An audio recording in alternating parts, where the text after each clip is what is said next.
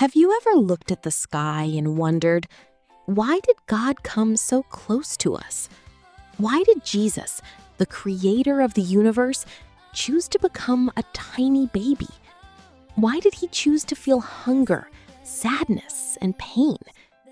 It's a massive question, and nearly 1,000 years ago, one brilliant saint dedicated his life to answering it. His name was Saint Anselm of Canterbury. He wasn't just a man of books. He was a superhero of faith who proved that thinking about God isn't boring. It's beautiful. Anselm famously said, "I do not seek to understand so that I may believe, but I believe so that I may understand." Today, we're climbing the mountains of faith with him. Give us a like, subscribe to Faith Superhero Stories, and check our books on Amazon.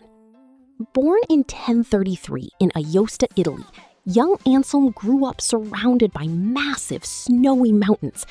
As a child, he literally thought God lived just behind those peaks. His mother, Ermenberga, was his first teacher of faith. She showed him how to lift his heart toward heaven. But his father was strict. He wanted Anselm to chase wealth and power. One night, Anselm had a dream. He climbed those mountains and reached God's home. There, God welcomed him and gave him a piece of glowing white bread. The lesson for kids? God starts speaking to us when we are young. Whether through a dream or a quiet feeling, he is always whispering, "I made you for something more." Growing up isn't always easy. When Anselm was a teen, his father blocked his dream of becoming a monk. Then his mother died. Anselm felt lost and heartbroken. Have you ever felt misunderstood or like you're waiting forever for a good thing to happen?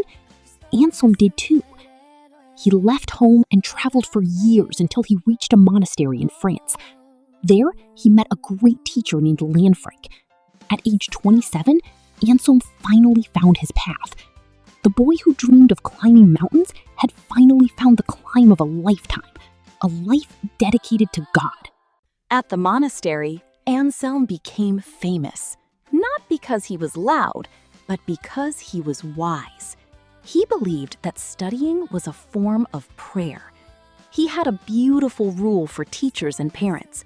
Young people are like delicate plants. If you crush them or hide them in the dark, they won't grow.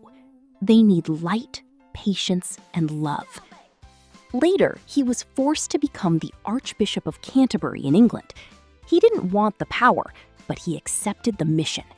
He even stood up to powerful kings who tried to control the church. The lesson for families?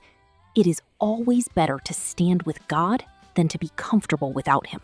This is Anselm's greatest gift to us. He asked, "Cur Deus Homo?" Why did God become man? The metaphor. Imagine a priceless, beautiful glass vase. Someone breaks it. They can say, "I'm sorry," but they can't fix the glass. It's shattered. Humanity's sin was like that. It broke our friendship with God. We couldn't fix it ourselves. It was like trying to lift a mountain with one finger. Anselm explained the superhero solution. Only a human should fix what humans broke, but only God had the power to fix something so broken. The result? Jesus. Because Jesus is 100% God and 100% man, he is the only one who could bridge the gap. He didn't save us from far away. He came close. He became a baby, a worker, a friend, and finally, a sacrifice of love on the cross. The cross wasn't a defeat. It was the greatest fix in history. Right, so let's get right into it because we have a lot to unpack today. Saint Anselm died on April 21st, 1109. He proves that you can love God with your whole heart and your whole mind. Your mission today: don't be afraid of big questions. Use your mind to find the truth and your heart to love what is good. If this story helped you see Jesus' love in a new way, hit that subscribe button. Share this with a friend or a catechist, and check out our books on Amazon to keep the adventure going. See you in the next story, where we discover another superhero of the faith.